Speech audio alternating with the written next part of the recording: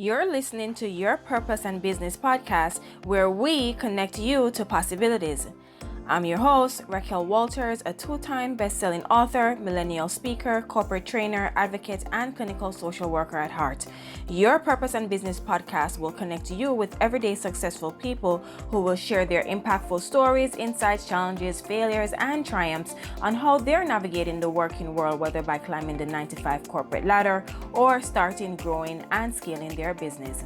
So grab your pen and notebook because you'll want to implement the nuggets and tools, strategies shared in every episode. Class is in session. Hello, everyone, and welcome to another episode of Your Purpose and Business podcast. I am here with Dr. Kameika Hinson, and it's a pleasure to have her on this platform and to for her to share more insights about what she do, her company, and how she helps others. So, Dr. Kameika is now the president of Chasing Rainbows Grief Coaching Services, and she's also the founder and CEO of her nonprofit organization called Jeremiah's Journey to Healing Ministries.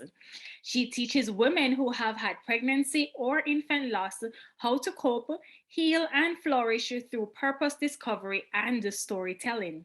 Kameika is furthering her services by pursuing her doctorate in ministry while focusing on Christian counseling. Dr. Hinson, it's a pleasure to have you on. Thank you so much for having me on. I mean, I am just so honored to be here today. You're welcome, and it's an honor to have you on as well. And wow, you're doing amazing work in this world. I just have to say that right off the bat.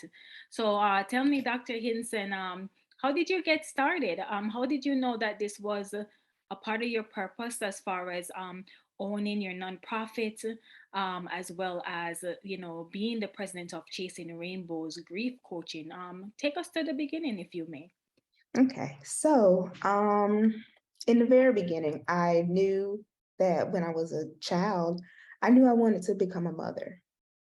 But throughout the years, I found out that I had PCOS, which made my journey to becoming a mother very difficult.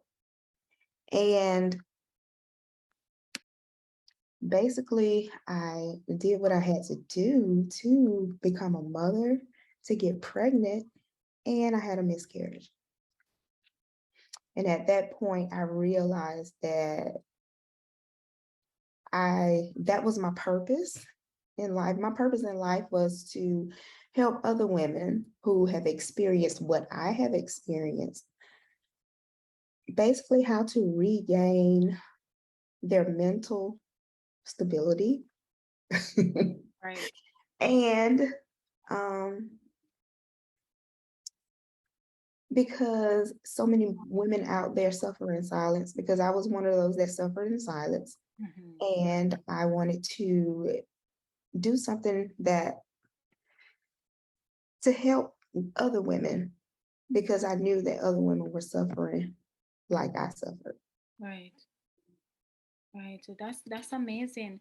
Tell us some more because a lot of people don't know what PCOS is, and I'll leave that up to you to define what that is and sort of like how did you know you had it? Like what were the symptoms before you even probably thought about going to the doctor? Okay. So PCOS is polycystic ovary syndrome, and it is a little disease where y- your ovaries, the eggs in your ovaries does not mature. So it causes you not to ovulate. Mhm. Some of the symptoms that I had was an extended time in between menstrual cycles. You can have facial hairs. Um, Basically, it can make your body feel like it's in menopause. Mm. Wow. Yes. And what I found out is that I had insulin resistant PCOS. So my body was making the insulin, and the eggs needed the insulin to mature so that I would ovulate. And that was not happening Mhm. because my body was resistant to the insulin. Um, and I mean, I went to the doctor in the beginning because I was trying to get pregnant and I could not. Mhm. So I just felt like something was wrong. I need to know what's going on. They did some hormone testing, Mhm. and that's when I found out that I had PCOS. And basically my body was in menopause.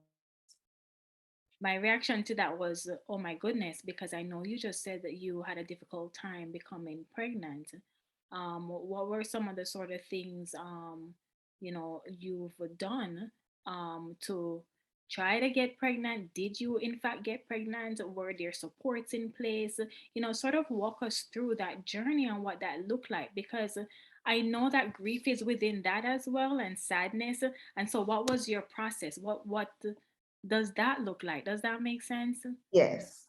Okay, so the process with that, well, I was 419 pounds. I didn't, when I first started, I wasn't 419 pounds trying to get pregnant when I say I first started. Mhm. But when I first started, I was just trying to get pregnant. I wasn't um, having regular menstrual cycles and I wasn't ovulating. Mhm. So when I went to the doctor and I found out that I had PCOS, they told me that I could treat it or lessen the symptoms of having PCOS by losing weight. Mhm. Well, with PCOS, it's like to cure it, you can lose weight, but having PCOS, it makes it hard for you to lose weight. Okay. Mhm. Mhm. Yes. So it was like I tried every fad diet you could think of. I tried everything. And I would lose weight, but then gain more weight. So that went on for at least 8, 10 years, Wow. trying to, and I wanted a child so bad that I was willing to do whatever it took to get that child. So I made the decision to have weight loss surgery. Mhm. Now, making that decision, it took me about 8 to 10 years to actually have the surgery, but I didn't give up because I knew what I wanted. Mhm. I had built my whole life gaining all of these accolades and all of that, but I still knew that I wanted to be a mother. Right. So I did what I had to do to get what I want. And about 2 years after I had the weight loss surgery, I got pregnant. But that pregnancy ended in miscarriage. Mm. Wow. So sorry to hear that. It's okay. Mhm. Mhm. It's okay. So that this story, Dr. Hinson, it's really touching, because I do know there are millions of women out there that has been diagnosed with PCOS or have symptoms, but maybe are not as knowledgeable about what those symptoms are like. And to even take it further, for me personally, started to know more about PCOS when I started seeing it on social media, specifically Instagram. And I want to say maybe a year now since I've learned of it. And so hearing your story, it's and sharing it with this audience is going to even empower even more women, like, maybe I need to check myself out, go to the doctor just to see, because maybe I am gaining weight, I'll lose weight but gain weight. I'll have facial hairs. Maybe my menstrual period is on and off. Like what can I do?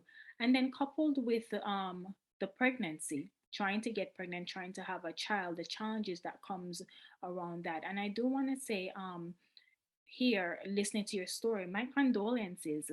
And even though it does not change much, but I do want to let you know how brave you are. And I know that's why you're here. God has placed you here.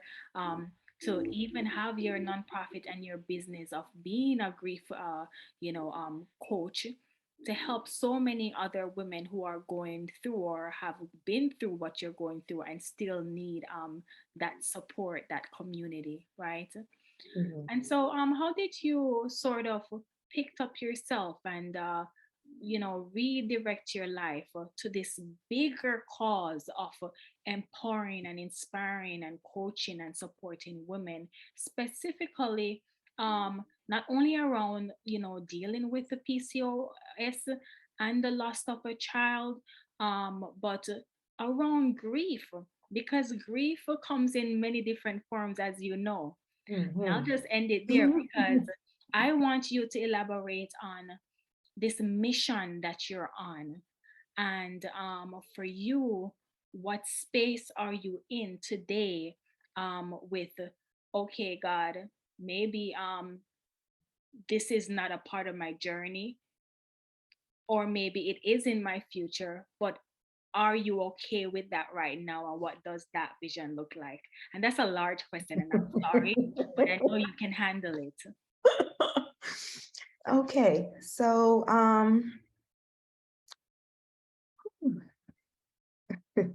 what got me to actually go to therapy? Oh boy.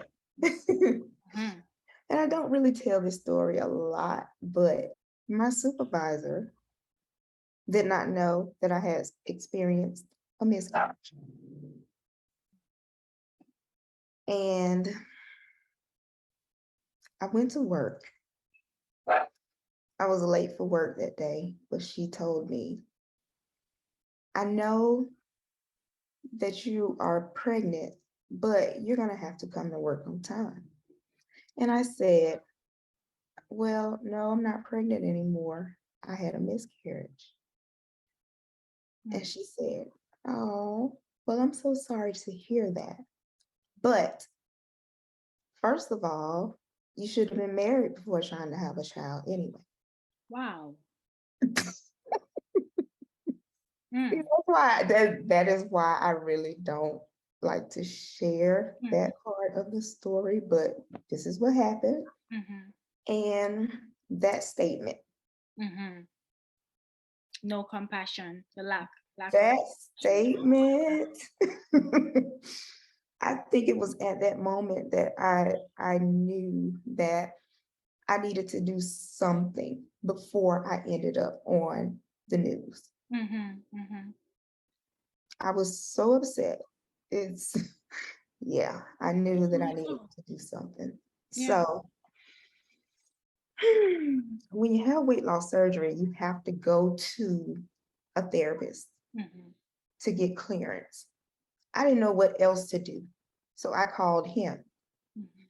and I was like, this is what happened. This is what she said to me. And I feel like I'm about to lose my mind Mhm. or make the news. So he instructed me to go to my, if I didn't have a therapist on hand, go to my primary care. Mhm. And that's what I did. And she referred me to a psychiatrist. Mhm. I thank God for that because I was born in the Bible Belt, Mhm. and a lot of people don't know, they haven't, well, if even if they experience what I experienced, they don't talk about it. Okay. So I was told to pray about it. And I'm like, no, I need to pray and I need a therapist right now because I really didn't know how to explain what was going on with me mentally. But I knew something was wrong. And before I became the next breaking news story, I need to do something. Right. So that's how I basically got started. My therapist challenged me to find a support group. Mm-hmm. And support groups are few and far between. So she was like, well, okay, since you can't find a support group, then start your own. I Right. said, okay, Mm-hmm. I'll do that. And I started my support group with my church. Yes. Um, but I felt like it seemed like a lot of people were not as willing to admit that they needed my services Mm-hmm. Mm-hmm. as in a support group. So I felt like I need to do something. I should not give up. Mm-hmm. And that was my nonprofit. It started in a church, just giving advice and all of that. But then I realized that it's really hard Mm-hmm. for a nonprofit to start a nonprofit and for people to see your vision and all of that. So I started a for-profit and I started coaching. Mm-hmm. Right. Yeah, which is the Chasing Rainbows. And I saw that I had better success with that as opposed to the nonprofit. I still want to do a lot of things with my nonprofit, but as for right now, Mm-hmm. the for-profit is actually funding my nonprofit. Right. Right.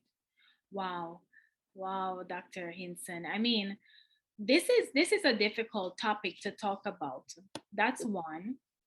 Two, to even find out that other women don't necessarily want to talk about it either, you know? And three, to come to find out throughout your experience at the beginning of it, there was limited or no support.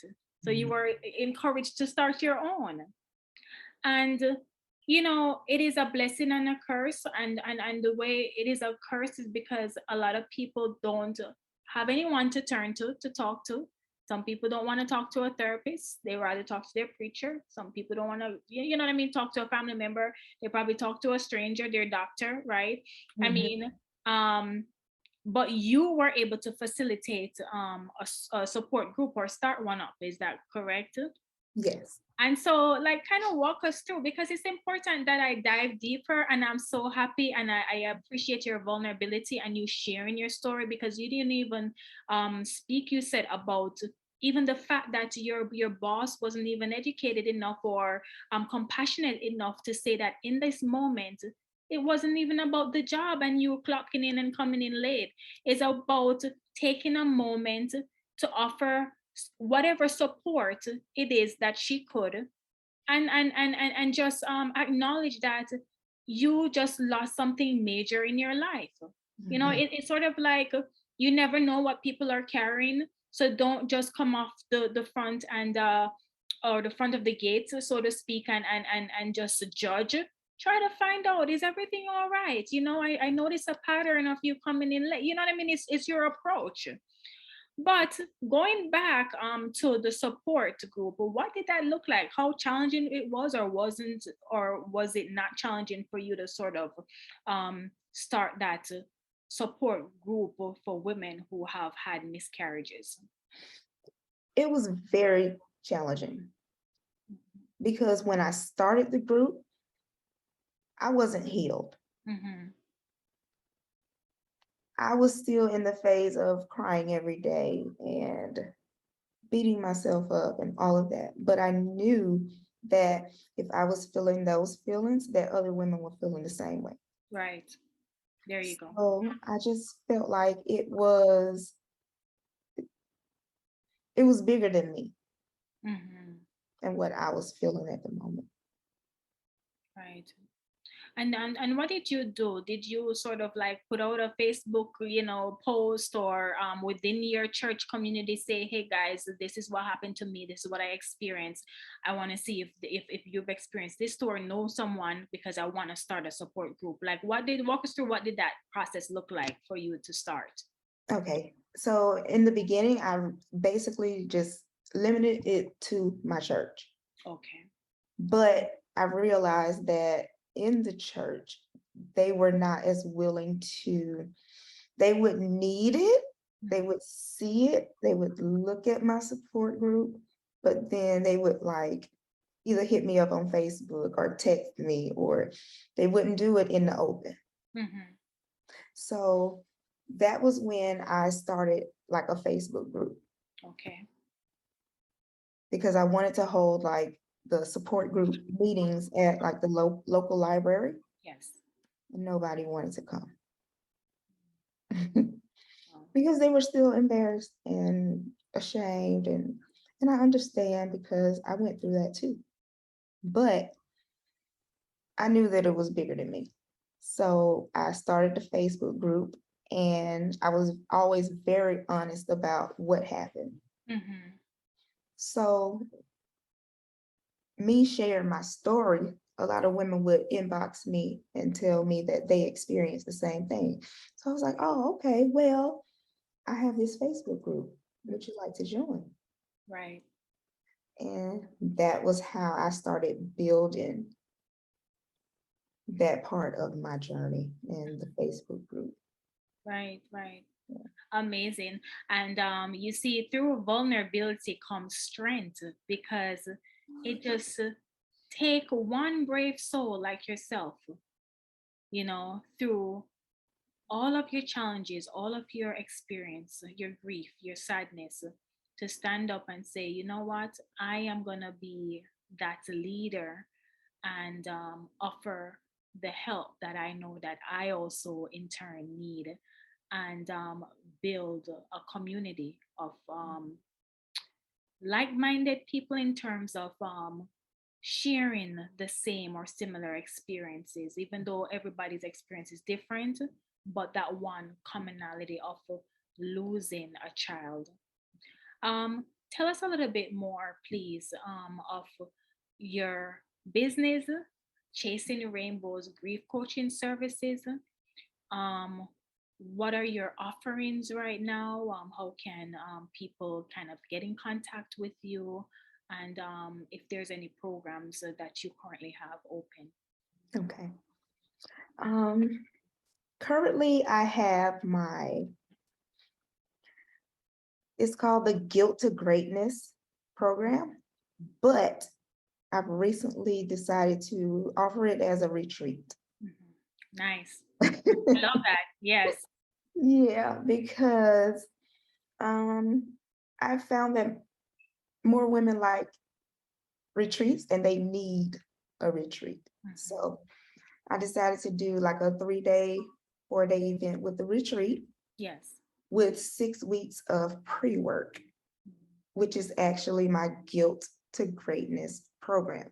Nice. Now, guilt is an acronym, Mhm. and each letter of the acronym, um, I teach on what the different letters mean. Okay. Mhm. Yeah. Yeah. And I teach them the things that they need to not necessarily get over their grief, but grow from it. Mhm. Right. Grow from it and move on through purpose discovery and storytelling. Mhm. And I'm in the process of launching a gratitude Mhm. 1-day event per month, Okay. because the G in guilt Mhm. actually stands for gratitude. Nice. And after you have pregnancy or infant loss, you must have gratitude. You've got to learn how to be grateful for the things that you do have and not the things that you don't have. Absolutely. Mhm. And what does that gratitude event, is it every month, online or in person? It is online. Online. Okay. And is there I any haven't requirement? actually Go ahead, sorry. I haven't actually started it yet. Mhm. That's just something that I need to go ahead and get started with it, because Mhm. I want to launch a gratitude journal, Yes. t-shirt, a candle, and then do the 1-day event. Absolutely, Mhm. absolutely. I honestly think, Dr. Hinson, that it is well needed. Like I told you, I came across PCOS, excuse me, on the internet probably a year ago or a little over a year. I didn't know what it was. And I started seeing different women post about their struggles with PCOS. And I truly believe that your experience will help the next person that's going through it. And I'm gonna go out on a ledge and say that I also believe that you should consider writing a book about your experience as well. Because I truly believe that the more ways in which you can get your message across to on different platforms, it will help so many women, so many lives, so many families.